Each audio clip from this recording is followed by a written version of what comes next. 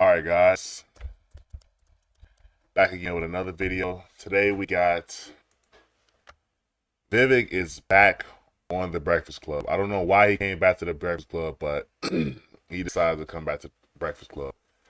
And in this particular video, in this point that I got chopped up,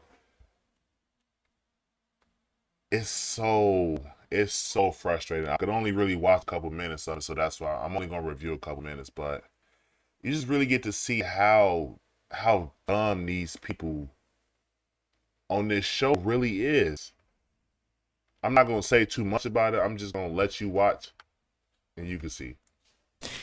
I think that the super PACs are cancer on American politics. I think lobbying is a cancer on American politics. As I said, I don't think you should be able to leave the government and lobby that same government ever, but at least for 10 years after you've left. If you've done special favors for a company, I don't think you should be able to join the board of that company. This is my issue with Nikki Haley, right? She's scratched Boeing's back, gave hundreds of millions of dollars of special benefits in South Carolina. As soon as she leaves government, has a board seat waiting on none other than Boeing, the company that apparently can't even fly planes in the sky anymore. I don't think congressmen should be allowed to trade individual stocks. I don't think bureaucrats should be allowed to trade individual stocks. Actually, my first job was in New York City at the hedge fund world. I worked with some pretty smart people here, and I've met most congressmen. I could tell you they would be better off not trading individual stocks unless they were actually using inside information from Congress and from their bureaucracies to their advantage. That's facts. Because if you trade in stocks and you in Congress and you pretty much manipulating how the economy is swinging, then what's stopping you from investing in N95 masks and just enforcing a mask mandate so everybody has to buy masks? Like, yeah, that should be illegal. I don't think that should be allowed. Now, these aren't Republican ideas or Democrat ideas. I think we need to get the influence. Everything you just described, both parties. It's right. Both parties. That's I mean, right. If you look at, I hit Nikki Haley on this, but you take Elizabeth Warren. Everybody knows what her salary is, and now her net worth is disclosed to $68 million. I know how you make $68 million, and it is not from collecting the salary of being a U.S. senator. And so, if you look at the net worth, it's actually an interesting exercise. If you look at the net worth of people who have spent their entire career in government, that math does not add up. And so that's one of the core elements of my campaign. I think it drew a lot of people to us, which is the people we elect to run the government, the congressmen, the senators, the president. Say what you will, agree or disagree, they should be the ones who actually run the government. It's not too much to ask. Today, that's not the case. They're all puppets. It's really the permanent state, the bureaucrats that are running the show. And the second thing is the moral obligation they owe is to the citizens of this country, not another one. So yes, I come down on the side of saying that we should be using our taxpayer resources. We should be using our military resources. Radical idea here, to protect an invasion across our own border sooner than we're using it to protect an invasion across somebody else's border. I don't think that's too much to ask. But the fact that that's controversial both in the mainstream media narrative of American politics today and even in the Republican Party says that, yes, the thing we need to decide in the Republican Party is not me or Ron DeSantis or Nikki Haley versus Donald Trump. Forget the personalities. Who are we and what do we actually stand for? I think the Republican Party should become the party of 1776. The party that says we stand for the ideals of the American Revolution. Self-governance, free speech, open debate, that you get to speak your minds openly as long as I get to in return. You know, we weren't included in none of that, though. Black people, brown people like yourself. Yeah. Beige people like Envy. We were never included. This is the Negro mind. The Negro mind is so stuck in the past that they can't see what's right in front of them. They don't see the opportunities that we have today. I don't know why he's bringing up the fact that, we couldn't get the same thing, but you got it today. You got a whole show where you have free speech. It doesn't make any sense, but he can't comprehend the fact that he's not stuck in the past, but his mind is. It's really remarkable. Oh, I believe that he and I are deeply aligned, but I think that if that were a serious conversation, I'd want to make sure it was the right choice for him, just as it was the right choice for the country and for me. And if it was, that's something I would be willing to evaluate. Well, I read you're not on the short list anymore, but I heard him say y'all would be working. Who the heck knows? Yeah, I heard him say he said that y'all would be working together for years. Great. I think that I'm in this for the country, so I'm going to do whatever allows me to have maximal impact on the country. I believe there's lots of ways to have impact in the country that don't come just through government service, but that is something that's required right now. I do think the government bureaucracy in Washington, D.C., what we call the administrative state, the permanent state, the shadow government, the deep state, I do think that that is the real threat to liberty in this country. I do think it's the real threat to prosperity in this country. Goes beyond black versus white or Republican versus Democrat. I think this is about the permanent state, the managerial class, the bureaucracy versus the citizen. And so if that is a focus of Donald Trump and believes that he needs to actually shut down that deep state, as I believe we need to, I think he has that conviction, I definitely do, then yes, absolutely. I'm going to go in there and do everything I can to make that happen. But that's what my focus was in this race, and I think there's a lot of ways to drive change even outside of government to at least kill the swamp outside of government as well. And so that's what I'm evaluating right now. I haven't made any solid plans on what comes next. You set the record for the most campaign events ever in Iowa. Yeah, right? Absolutely. Why do you think that didn't translate to voters? Well, I mean, if you look at where we started, I think that most people started 0%, stay at 0%. Most people started 0.0%, stay at 0.0%. And so for me, coming out as a guy whose name most people couldn't pronounce at the start, didn't know, some of them still can't pronounce, in a state like Iowa, and, you know, I'm beating former vice presidents, U.S. senators, multiple governors in that same race. I'm proud of what we accomplished in a short period of time. I only decided about a year ago is actually exactly when I even decided seriously to run for president. I declared for president less than a year ago. And so to go from being there to being the solid number 4 candidate in this race, beating out governors and former vice presidents and senators, I think we accomplished a lot. And I think the people of this country, that doesn't usually happen. And so I think that was a testament to a distinctive message and a distinctive candidate who was willing to be unshackled as I was in this race. And so did I expect to do better? Yeah, I expected to be the next president. That's why I ran. I did not. Yeah, Vivek did good for his first presidential run. He definitely caught a lot of eyes. He definitely caught me and my wife's eye. He definitely was speaking the truth, and he was able to really explain in detail what his plans was for the country and how he was going to execute it. And a lot of politicians can't do that.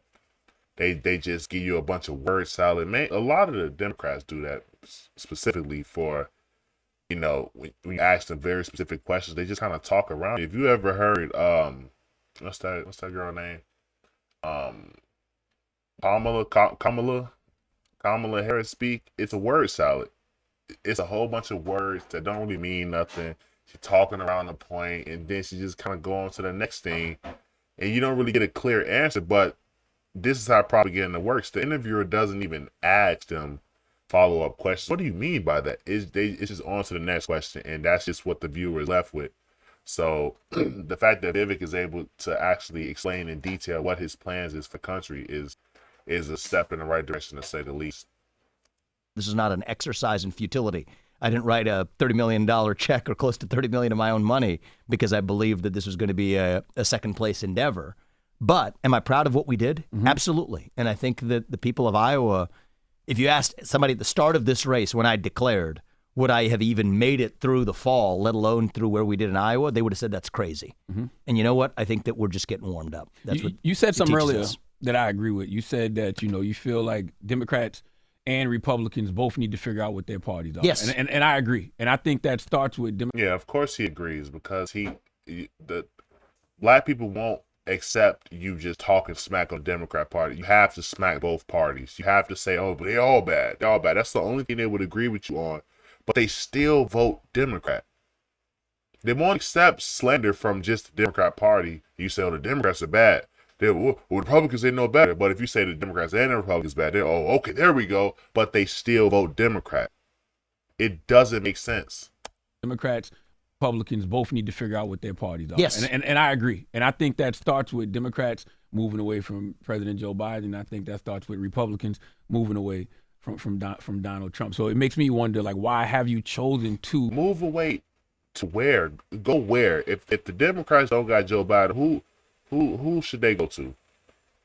Who should they go to if they don't got Joe Biden? It seems like all the other Democrats, it's really a cult over there. So if you're just gonna get somebody that's just arguably worse, and if they move away from Trump, it would have been Vivek. Endorse a Donald Trump as opposed to somebody like a Nikki Haley?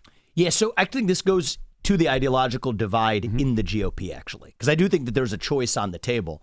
it may be that I come out on a different place, I think I do, than you do within the Republican Party is one direction of the Republican Party is a belief that it is the job of the U.S. government to play the role of global policeman, to establish a surveillance state here at home, to be able to defend what they will call national security. I'm not criticizing it. I'm just describing what the view is. And that whatever it takes, fighting those foreign wars, having people who have interests in them running the government, and people who are adopting a surveillance state here at home, that's the right vision. We've had that Republican Party before. I didn't vote for it. This is George Bush, Dick Cheney. Back in 2004, I voted Libertarian because I did not want to vote for that agenda in the time of the Iraq. Right. If you voted for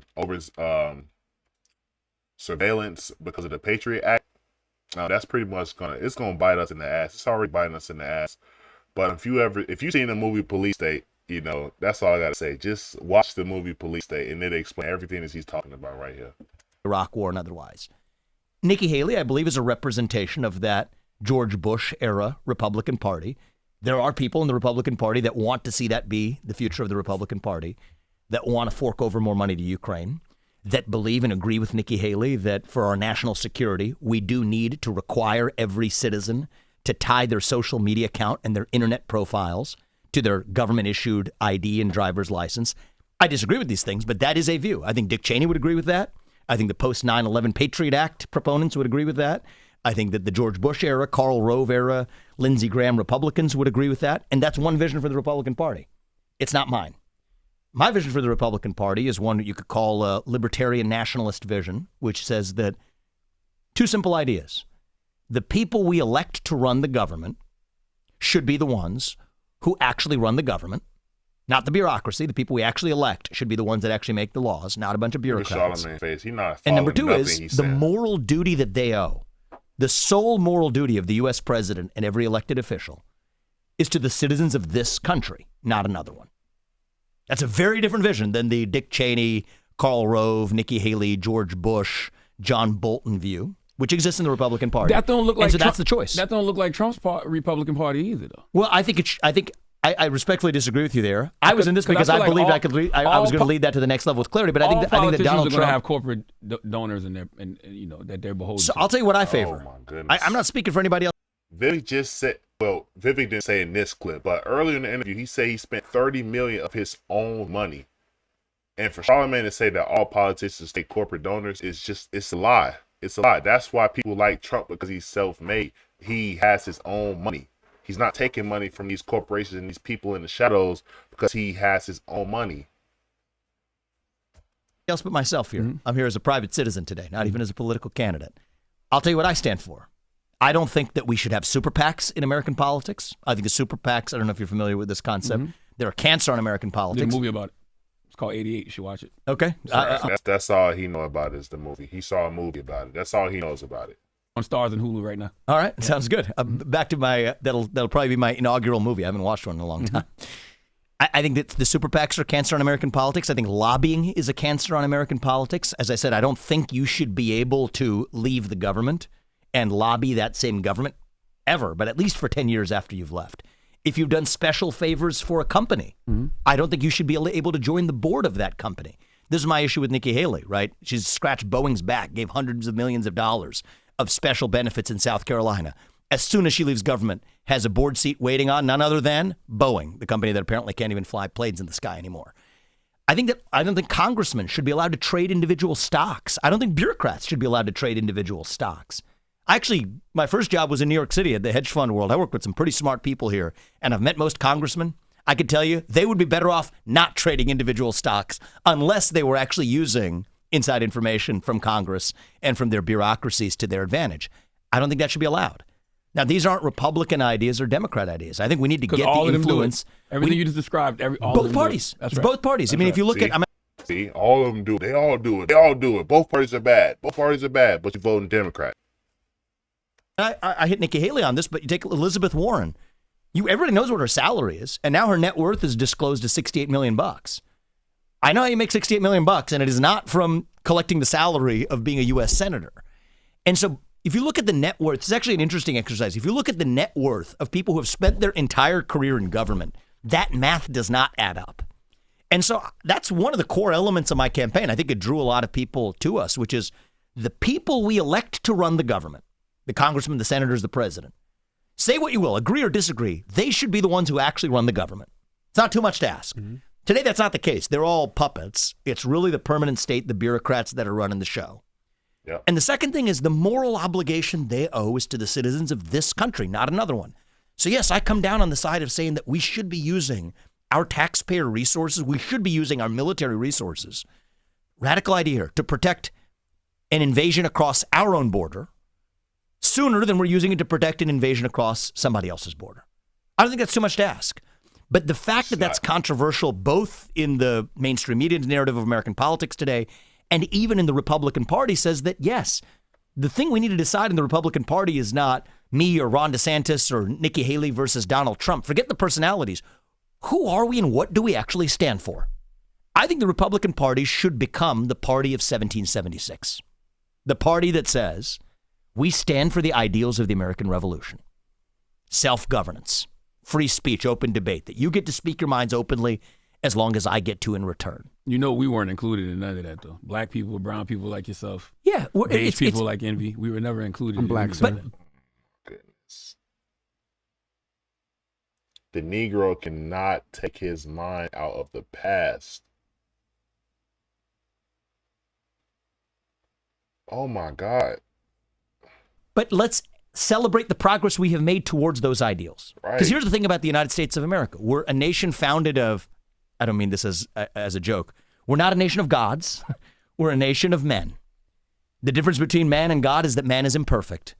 Yet we're a nation still founded on ideals. But only white men founded those ideas. That's the problem, though. That's in the past, man. That's not in the past. Right. It's literally in the past. It's literally in the past. Charlemagne is saying all this as he has a radio show. He has a show where he can say what he, I don't know if he can really say what he wants because he bought and sold like the politicians he's talking about, but he has a show and he's free to vote for whoever he wants to vote for. But see, that's the thing. They like to, when people bring up how great America is now, the Negro likes to say, oh, well, it wasn't great for us. It's great for you now. And it was great for your mom. It was great for your grandparents. It's great. It's been great. But you bringing up stuff that you didn't even have to deal with to kind of get some secondhand trauma. It's pathetic, man. Come on now. You know, the other day, I can't remember the site where they said they referred to as a 7-Eleven worker at the White House. Oh, the Babylon Bee. Yeah, like this is and that's satire. a right-wing conservative. This is satire. But that's how they look at us. That ain't satire. That's how they look at you, and that's how they look at us. Can I just see? They so caught up in all the other stuff. The Negro just loves to. They love the visuals, and they take everything so personal, and it's just, oh, they think about me like this, they think about us like this, that's what they think about you. So what? You really care about what people think about you? That's weak, man. What do you think? It was a joke. I took it as a joke. It actually, if you read into the article, which I did, it was actually poking fun at a lot of the left-wing self-awareness here. What do you think Martin Luther King would say? We just had MLK Day. We celebrated. That was the day of the Iowa caucus. What do you think he would say about where we are as a country today? He said, I hope my 4 children grow up in a country where they're judged not on the color of their skin, but on the content of their character. When he said that about 60 years ago, and he woke up to the country, let's say he just teletransported to the country we're in right now. Mm-hmm. Do you think he would say that, oh my gosh, we have regressed, or that, oh, I'm very upset about where we've landed, or he sees a country where everybody's able to go to the ballot box and cast their vote? Anybody's able to start a business. Is everybody starting from the same place? No. There's a lot of voter suppression that keeps black people. I'm asking you a question, though. Like what? What voter suppression is keeping black people from voting? He can't even name one. Vivek should have asked him, name one. Name one instance of voter suppression against black people. They love for black people to vote. Because you vote in Democrat. They love for you to vote. It don't matter if they're not for the suppress your vote. They want your vote because it's bought and sold. If you just snap of a finger from 1963 or 1964, whenever it was. He would say there's about 60 years he would ago. say there's progress, but it's still a lot of work I think he would say but people this are still is, being judged by the color. I think of it's still a lot of work to do. And People are still being judged by the color of their skin, but they're not being prevented to vote. Getting judged by the color of your skin don't mean nothing. It's not stopping you in your everyday to-day life. And most of the black people don't even know any white people. Most black people live in the city like I am right now, in Chicago, in New York, probably not Miami, but in the liberal cities, California, around other black people. They live around other black people. So the chance of you just randomly encountering a racist white person is slim to none, considering the chance of you encountering a normal white person is slim. And so is there racism today? Yes, there is. Mm-hmm. Of course there is. And Vivek got to play the racism game because he doesn't understand that the Negro is telling a lie. When they talk about racism and stuff, he don't know that they're actually lying about the stuff that they went through. These niggas are lying.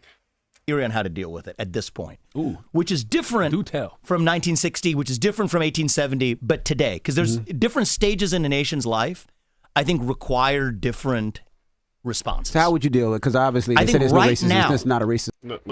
Look at his require different responses. So how would you deal with it? Because obviously look at his body language. He's not really listening to what Vivek is saying, bro. It's going in one ear and going out the other. He is not listening to Vivek. I think right now, it's not a racist country. So I think right now, I'm not saying this is the answer 60 years ago, but right now, today, I think the right answer is actually to let it atrophy to irrelevance. It's like the equivalence. I'm a biologist by background. That's my background. If a virus gets so low, right? Racism is the virus. If it gets so low in the bloodstream at a certain point, the natural host immune system can just take care of it and it atrophies to irrelevance. But sometimes the way people actually die, COVID is an example of this. The way people die of a virus isn't actually from the effect of the virus. It's from an overactive immune system that kills the very host organ in the name of fighting a virus long after it's gone. And I think that's facts. That's the overreaction. People weren't, not everybody, but a lot, if not most people, weren't actually dying from COVID. They were dying from being put on a ventilator because they were diagnosed with COVID and their lungs collapsed. It had nothing to do with the COVID ravaging their lungs and just taking them out. It was the overreaction to COVID, kind of like how they made us overreact to the pandemic. It wasn't that serious. Close to what we're happening in this country with the fight against racism is we are creating new racism today that I believe would not exist if we at a certain point would say we're going to let it go and move on. Give us an example. Right. When they asked, I don't know if you've seen that interview with Morgan Freeman, they asked him about racism and how do you think America should do racism or something. He was like, stop talking about it. Stop talking about it. And that's all you got to do. Stop talking about it, and it'll just fade into the existence, fade into the background, pretty much. And you would just look at the person and judge them on the content of their character, not the fact that they black or white. But these liberals want everybody to be in this box. Like, if you see how a liberal speaks, they identify as a white, transgender, lesbian, they, them. You know, like they're putting themselves in all of these categories in this victim class. It's ridiculous. Give us an example. New racism, new anti-black racism, a new wave of anti-black racism that I think is beginning in this country because of people's feeling that they are being denied something on the basis of their skin color in the name of these DEI policies. I think that's actually exists today. OG anti. Yeah. So what Vivek is saying is that because blacks are getting affirmative action and they're being preferred as far as being hired and stuff and being admitted to colleges, universities, and schools and stuff, they are being, the other people, or I guess you would say the whites, they're looking at them like, you only got this job because you black. And to a black person, they're like, that's racist. But you did literally get the job because you're black. But black people can't see past their own skin color to see, well, this company does have diversity, equity, and inclusion as one of their policies, so they do want a more diverse group. And I could show you right here in Boeing. Global equity, diversity, and inclusion. Each member of our global team brings something uniquely valuable to Boeing, and we grow stronger when everyone has an opportunity to contribute. I'm not going to read the rest of that because the first sentence is very important. Now, I clicked on the strategy right here. Equality for all, team of all, inclusion by all. And this really caught my attention right here. In a bullet point, it says achieve diverse representation at every level of the organization. Now, what does that mean? Achieve diverse representation at every level of the organization. That means at different levels, different ranks of the job, all the way from captain to poop deck staff or a ship staff, whatever it's called. I don't know what are the people called that's in the flight attendants. Yeah, flight attendants or the people that stock the bags and whatever. They want a diverse group. So in a majority white country, diversity means less white people. That's what it means. In a majority white country, diversity means less white people. Find, hire, and keep talent that represents the diversity in our marketplaces. Find, hire, and keep. They're hiring you because you're black. And then Charlamagne gonna say, "Oh, we're discriminated against." You're literally not discriminated against. You get affirmative action on just about anything that you apply for. I got scholarships. I applied to scholarships and was given scholarships because I was black. They have black scholarships. You can't find no scholarship just for being black. Just being white. You can't. That'd be racist. And that scholarship fund would be disbanded and probably sued. But you can get one for being black. You can get one for being Spanish or Hispanic. You can find one for being, I don't even know. At this point, it's really anything. They got left-handed scholarship. You can get a scholarship for being left-handed, but not one for being white. Black racism just never. I'm not talking about policies. That they are being denied something on the basis of their skin color in the name of these DEI policies. I think that's actually exists today. OG anti-black racism just never. I'm not talking about OG. I'm talking about. Look, see. Vivek is talking about discrimination that's happening now. Charlamagne said OG discrimination, meaning the past discrimination. He's not talking about the present. This nigga is stuck in the past. I'm the Gen 2 is what I'm talking about. Yeah, I'll give you an example. Give me an example because I'm lost. Talking about it never went away. No, it didn't. OG discrimination, or whatever you want to call it, it died with the people that were discriminating. And OG discrimination happened 70, 80, 90 years ago. Them people are not around. And if they are, they're very, very old, and it doesn't matter anyway.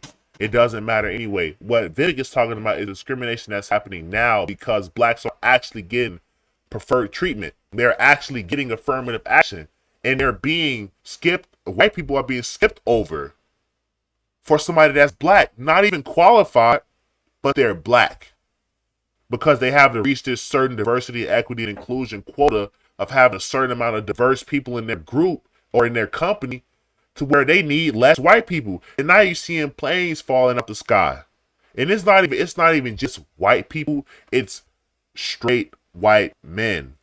There is an attack on straight white men, and I'm saying this as a black guy. I see it. You can see it. You can see it clear as day. Look at the advertisement. Look at the people that's getting hired. Look at the people that's flying your plane. Like, come on now. You would have to be a dummy to not see this. And Charlamagne the guy and everybody on this Breakfast Club show are dumb because they choose not to see it. They really think that they're still being discriminated against. I've both in my campaigns and my companies, and I don't say this like, oh, I hired black people or black women and put them in roles and positions. I don't care what skin color they are. Mm-hmm. But it so happens that in multiple of my companies, enterprises, businesses, even the campaign, people in significant positions of authority leadership happen to be black and black women included. Right. See, they got hired black people and black women. They're in his company and they're in high positions in the company because they were qualified, not because they're black. All right. So what? They're the best people for the job is why I put exactly. them there. In one of my companies, I mean, you it turns out was one of the highest paid, if not highest paid person at the company. Okay. You hear what the other people will say who weren't as good to get that job, which is to say, oh, she only got that job because she's a black woman, mm-hmm. which is unfair to her. Mm-hmm. It's unfair to the company. It's unfair to the people who led the company to make meritocratic decisions. And yet they are able to say that and have that impression because we do live in a corporate America where pharmaceutical companies and other companies say that we need to have quota systems that 25% of our workforce in vice president ranks or above need to be people of a certain skin color. And this man runs a company. And if he's saying that these companies are being required to have at least 25% diversity hires, then you don't think that you're being hired on the basis of your skin? That's literally being hired because you're black or because you're brown or whatever. Imagine if we didn't say that, but we just did it by merit. We would probably get to the same place or something darn close to it anyway. People wouldn't do it for merit. But without that second wave, people wouldn't do it for merit. He's saying that people wouldn't get hired for merit. People have been getting hired for merit since the beginning of time. They just now started being hired because they're black. I can't watch too much of this. I'm only going a little bit further. But these people are so stupid. Of race. I'm telling you, out of my self-interest is why I did it, right? But the reason, I grew up in this country, came from nothing, built multi-billion-dollar businesses in part by hiring the best person for the job. Yes, but guess so what? it was self-interest that guided me to do it. Yeah, but the reason they have to have those 25% quotas is because of systemic and structural racism. Let me tell you one of the most best. That don't make no sense, bro. Because the same people that was discriminating against you and doing all this stuff against the blacks are the same people that's requiring these companies to hire you because you're black, because they know that your our schools are shit. The schools are horrible.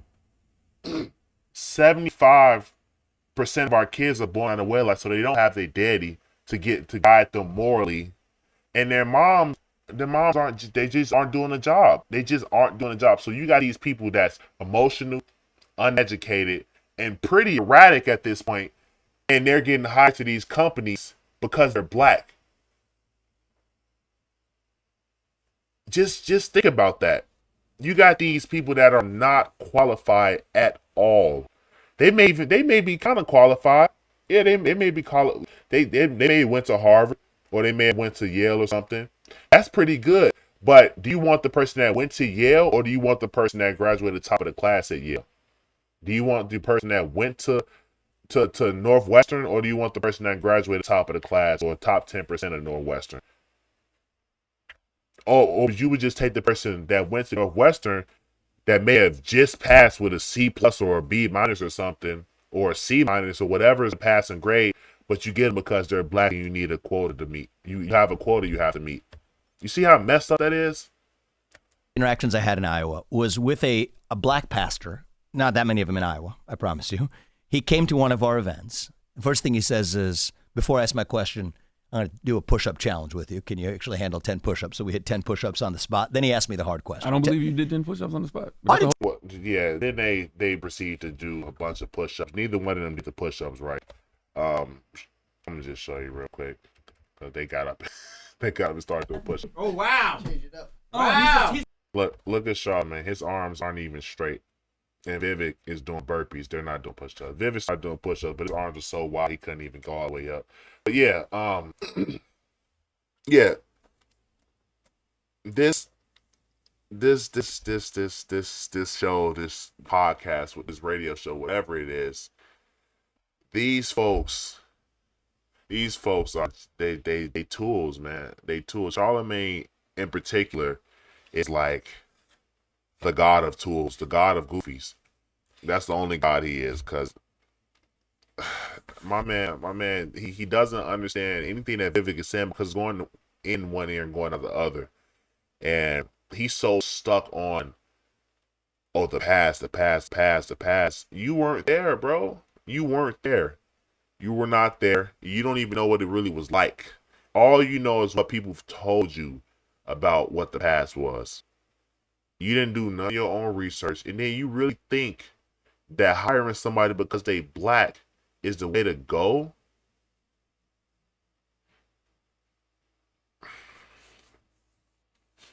Yeah, let me know what you guys think about this video. Please leave a like, comment, subscribe, share with your friends, homies, and family members, and pop out some more of these. Appreciate y'all for tuning in. Catch y'all another time.